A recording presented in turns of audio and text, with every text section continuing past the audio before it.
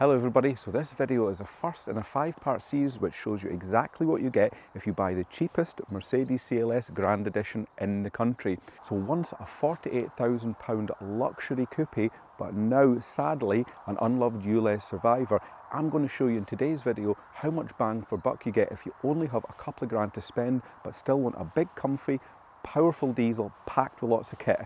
My name's Chris and welcome to Retro Ratchet.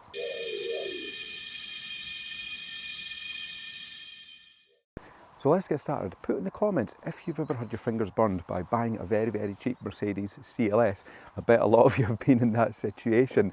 So okay, an overview of the CLS itself. Basically all they are is a more dynamic and sporty and stylish W211 E-Class. Now back in 2005 when these were released, Mercedes claimed that they were the first to pioneer the 4-door coupe concept. So put in the comments if you can think of another 4-door coupe that was made earlier than 2005, other than the Rover P5B. So these came with various different engines, petrol and diesel. Let's start with the petrol. So you've got a 350, 302 brake 500 and a 382 brake 500. And then in terms of diesels, you've got the 320 and the 350 CDIs. They were both V6, round about 225 brake horsepower, but with different torque figures. And this one's also a 350, but a 350 with a difference, so we'll get onto that in a bit. Now, for the performance orientated among you, you also got AMG editions, CLS 55, which I owned one for 4 years. Put in the comments if you'd like to see some content on that. So that was a 5.5 litre supercharged with 467 brake horsepower, so that was a real beast of a car. And then you also got the CLS 63, very rare car as well, naturally aspirated 6.2 litre V8 with I think round about 510 horsepower. But yeah, looking at these today, it's hard to believe that the CLS has been out for nearly 20 years. So you may be saying to yourself, you've seen far cheaper CLSs on eBay than this one, but they're probably not the Grand Edition. So these are actually very rare. Only 560 of these made their way into the UK. It was basically a run-out model, a last hurrah, based on the 350 CDI diesel. So let's start with the most important upgrades that the Grand Edition got. Firstly, brabus tuning box. So that's right, they put a brabus tuning box on these from standard from the factory and offered a full warranty on that. So that is quite rare. So that brabus tuning box gave us an extra 48 brake horsepower and around 40 pound-foot of torque. So that upped total power output to about 272 brake horsepower and 435 pound-foot of torque. So even by today's standards, that is a hell of a lot of torque. So as part of this Grand Edition package, you did get quite a few upgraded cosmetic options. Now let's start with these wheels. Sorry, they are looking a wee bit worse for wear, but we will tackle that in video number 3. But these were 18-inch AMG alloys. Titanium grey on the inside there and polished on the outside, so they would have looked stunning when new. What else have we got? Grand Edition badge, yeah, that's not really a lot to write home about. Headlights, so these were different from standard, so the inserts there are a matte silver. These are by Xenon headlights and they're active as well. The grille on these is different, there's only 2 louvers on this one. And the colour, that's the most obvious one. This is the first CLS to have palladium silver as an option. It's a really classy colour. Now let's take a wee look at this interior. So you want a luxury car? Well, this is the car for you. Full black leather. These seats are mega comfortable. So both front ones are electric. See, the controls are on here. They're actually the shape of a seat.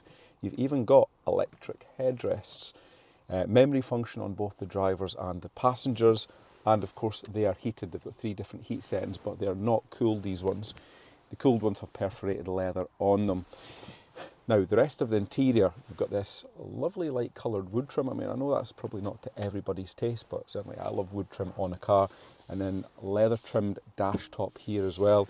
Leather down the sides of the centre console. So, you know, you really are in a luxury car.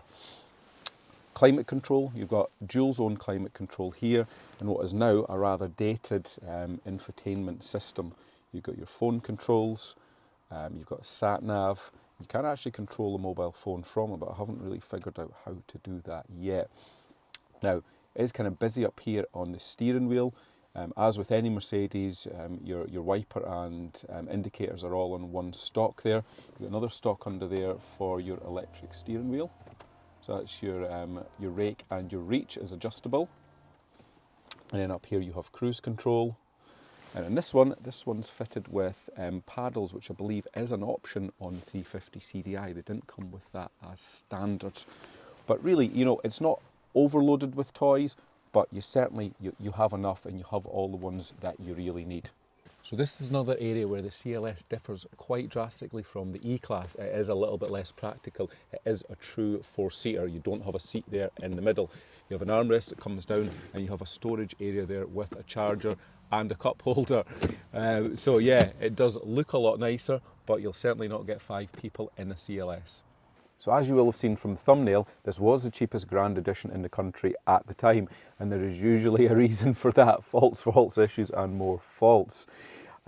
So we did have mechanical issues, cosmetic issues, and a mega short MOT of something like 4 or 5 days left. So that accounted for why I paid so little for the car in the first place. So CLSs are not short of faults. These are getting on a bit now. They're nearly up to 20 years old, so corrosion is a big factor.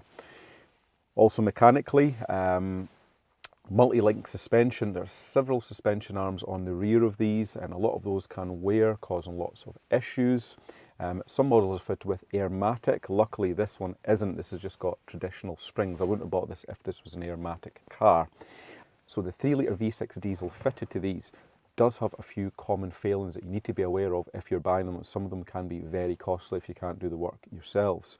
Oil coolers. So the oil cooler sits in the V of the engine. These can leak, drip oil down the back of the engine, and you have to take the turbo out and various other bits of pipe work and inlet manifolds to get to that to change it. So it's a bit of a pig of a job, so be aware of that one. Your swirl flap motors sit down there as well, and they can become waterlogged with oil, which again wrecks them, and it's more a logistical thing of getting to them to fix them. And then you've got the Black Death with injectors. The injector seals can leak, and then you get a buildup of carbon and deposits around the outside of the injectors, and that's a bit of a pain to deal with. But overall, it's not too unreliable. It's fitted with a 7G automatic transmission, which again is generally reliable, but at this age, you know, you could run into problems with that. So during my test drive, what did I find on this one? Well, there was quite a few things, as you would imagine, because of the price. We had a lot of knocking coming from the front suspension. We had a lot of rattling coming from the exhaust system. We had a turbo issue. And what else do we have? We had no engine management lights, but we did have full Mercedes/independent specialist service histories and records. So that was nice to see. So, you know, it has been cared for. When we obviously have cosmetic issues as well. Those alloy wheels, they are pretty much wrecked. We have an area of corrosion on the front wing, which looks hideous, and we have some other paint defects on the clear coat of the car. It looks like some kind of chemical issue, something has been on the car at some point. And also we had some brakes binding as well.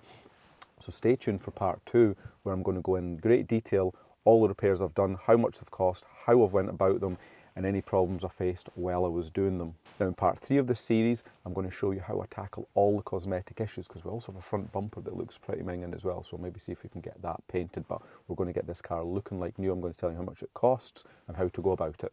So looping right back to the start of this video, one of the main reasons to buy one of these CLSs is that silky smooth 3-litre V6 diesel engine. So I'm going to show you 3 characteristics I think you'll really appreciate.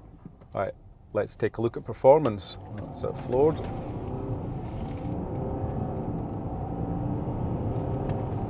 And there you get 60. Pretty impressive. So I can well believe the 6.5 seconds to 60 is accurate. The only thing that hinders it is traction. Mid-range punch is what it's all about with one of these here. Just under 40, floor it. And that's us at 60. Completely effortless. You just let that torque move the car forward. Point number 2, comfort and refinement. So yeah, we're on a windy country road just now. Let's put our foot down a little bit so we can demonstrate that, you know, it does hold its own for such a big car. And I think that is because, you know, there has been some tweaks made just to make it a little bit more sporty than the E-Class. But very, very safe, predictable handling. You don't really get too much lean, and I actually quite rate the system without the Airmatic. And it's not too crashy over these bumps, well maintaining composure over these tighter bends. Now the last point on the list, frugalness. Well, That's not always something that goes hand in hand with the 3 litre V6 diesel. In this instance, I found this to be pretty decent on diesel. A recent long run I've just completed there, about 200 miles in one go. We got 44 mile per gallon average, and that was sitting at the speed limit. Now that's compared to 48 mile per gallon average when we first picked it up. So stay tuned for that part 2 video to see what I've done that has influenced its fuel efficiency. And there we go, floored again. Just wants to go. The one thing I will say is if you have it in comfort mode, you could describe it as a little bit lethargic. It's a little bit less willing to change down as fast, which is no bad thing for refinement and comfort, but if you're in a hurry or trying to pass somebody, it's not an ideal mode to be in.